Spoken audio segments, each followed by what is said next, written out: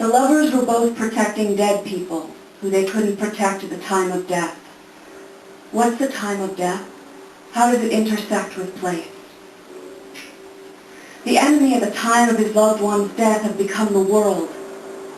Evil winning in the motives of a handful of boys.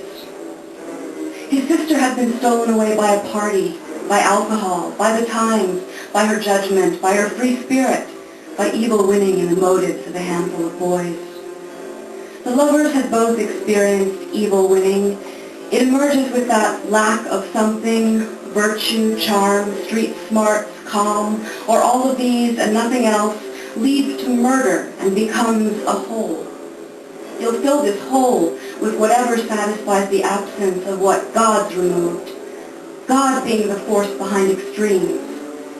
The ghost and Savior are one, remorse, lust, fame, stoicism, wandering, narcissism, but you're always protecting the dead one, somehow. With every death, we're given an opportunity to expand or to contract. You expanded by compacting yourself. You committed crimes. You fed your hunger. You turned against society. You became a sword swallower willing to cleave yourself to yourself, a thief. You mistrusted the world enough to hone your secrets into a fantastic fuel. And Therese, the lost sister, became all women, became the buried part of your spirit, the chip of wholeness cast into eternity.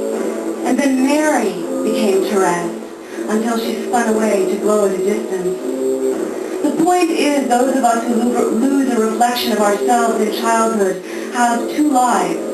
We know ourselves against life and against death, as a tree knows itself against the space of sky and against the density of earth. As simple and complex as a family portrait cracked by a ghost in its midst. The one gone, the one still there. It's as simple and complex as letting the ghost follow you out of pity because it's acquired the strength and brilliance and illusory control of a world you can only fear and imagine. You become the bottle for its genius. Participating somehow in the darkness that's scored against us, we owe something to evil in being reborn as we are, stranger, darker, with a craving for bright lights and blood. The mania, some mania of death. Isn't greed at life a form of death? According to one hypothesis, Saturn's rings are continuously created to balance the steady loss responsible for the ring's use.